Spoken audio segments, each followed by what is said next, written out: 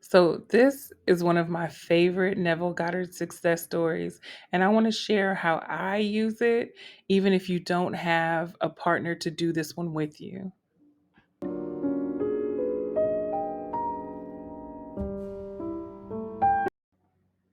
Hi there, I'm Adila, your expert in all things manifestation. If you're new here, I'm a manifestation coach helping you create your ideal lifestyle by telling your ideal story. My motto is if I can help at least one person, I have done my job. If you'd like for me to help you create your story that's tailored to your specific desires, head over to my website, thisisyourstory.co, where I offer email coaching and free ebooks to help get you started. This is a Neville Goddard student success story from his lecture called Release Barabbas and Crucify Jesus. This story begins in this lecture about 6 minutes in, and I'll see if I can link it below to this video. It's another YouTuber who has it. And I love hearing this story because it to me it was a woman who was divorced and had been divorced for so long, and she just really didn't see herself as being able to create the love that she wanted. She wanted to get married and she wanted to have financial abundance, and she was a single parent, and she ended up doing that successfully within a 30-day period um, by creating her ideal person with her neighbor. He describes her as this hardworking woman who is a single parent, and in about 4 weeks, her son was planning to go away to college, and she didn't have the means to send him because she had so much debt. And he said that she had a vacation coming up, but she didn't have any money to like go anywhere for the vacation. He described the woman as praying about the situation to no avail. And then she had ended up asking her neighbor to pray with her about the situation. And the neighbor ends up sending Neville the success story. So the woman's neighbor actually asked her, "What do you really want? What do you really want?" And the neighbor had been, Neville describes her as being divorced for 19 years and like had lost her faith in men. And he goes on by saying that above all else, she said that she would like to be happily married and out of debt. So they ended up deciding to practice together. He says that night after night for a month, this woman went to her neighbor's house and talked with her about the qualities that she most wanted in a husband. He mentioned gentleness, kindness, tolerance, attentiveness, honesty, on and on. And it was all the qualities that this woman felt that a man should have. He said that they repeated this over and over, over and over. And then the neighbor asked her, "Can you feel the embrace of such a man? Can you feel this?" And she says that she thinks that she can. They then went through their marriage ceremony together, and they imagined specifically the part where she was putting on the ring and hearing the words pronouncing the couple man and wife. And this part I think is the sweetest, but she she told the woman to sleep in that state, to sleep in this state of just being pronounced man and wife, and the neighbor would do the same thing. The neighbor would also sleep in the state of being in the audience, just seeing her neighbor married. He said that they did this for 4 weeks, and then boom, a man shows up seemingly out of nowhere, right? He comes into her office and they get to chatting, and she mentioned she's going on vacation, and he asked her where she's going on vacation, and she mentioned that she was going to the High Sierras, and he's like, well, you must visit me up there because I have a hotel there for this vacation that she seemingly didn't have anywhere to go and no means. She ended up staying in his hotel. He booked 3 rooms, one for her, one for the neighbor, and one for her son. So here's the kicker.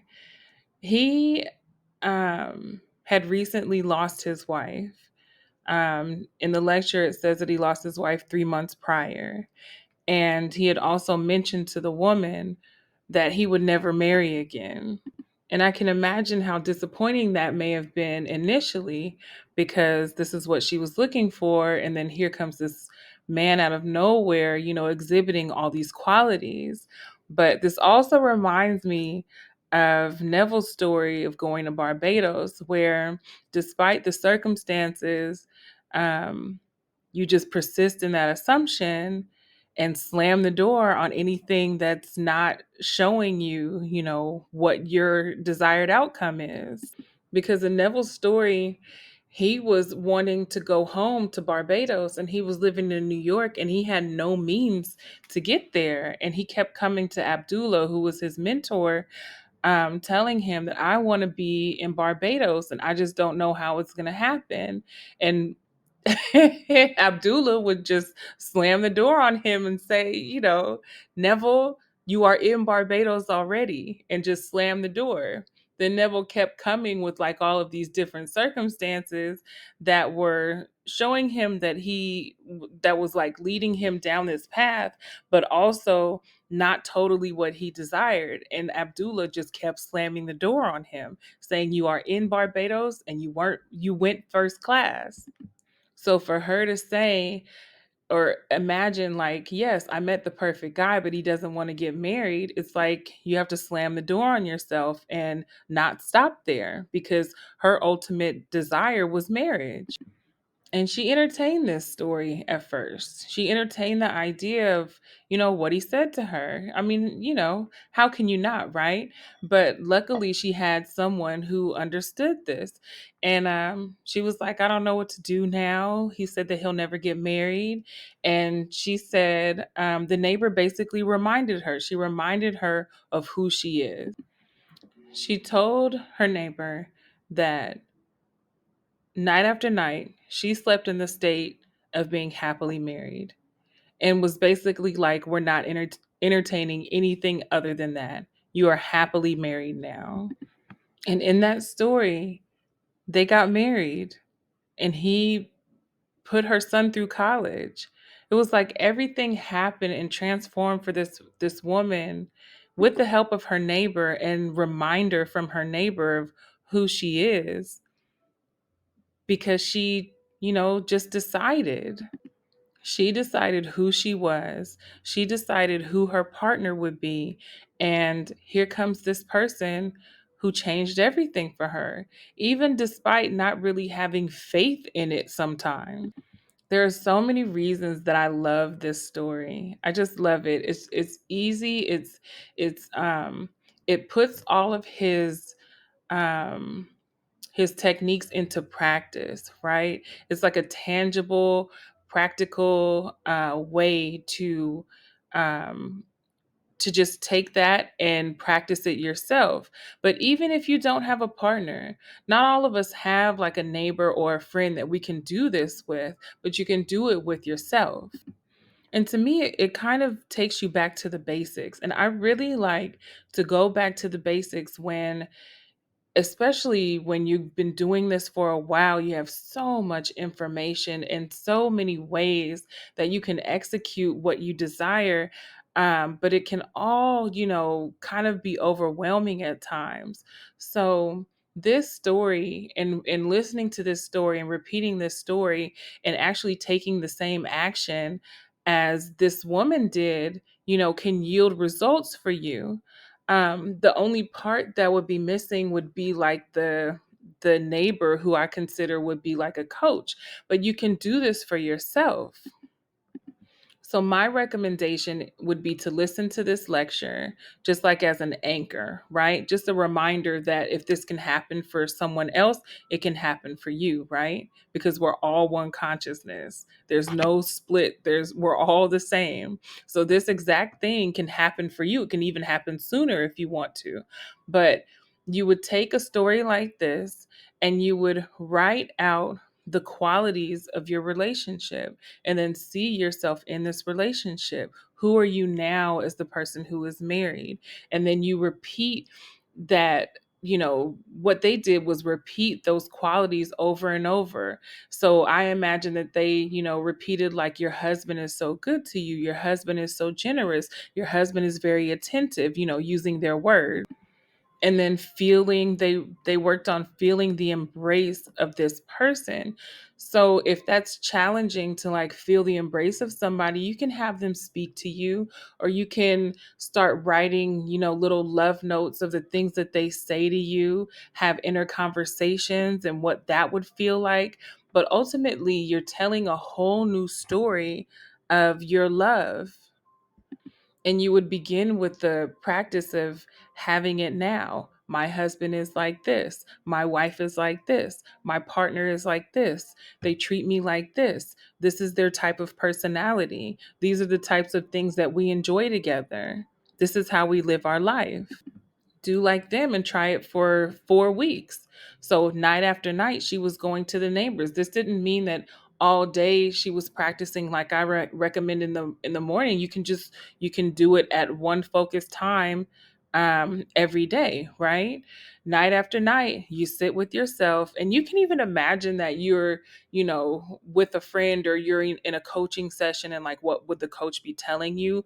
Or you can just, write it out and just imagine that you are with your partner. I mean, there's so many ways that you can piece this together for yourself, but you're telling a story of you with this person now, and you're imagining it, and you want to feel them. You want to feel the presence of them. You want to feel um, the essence of them, right? And it'll become easier and easier with the more you practice. Like, day one will not feel the same as day 10, or day 20.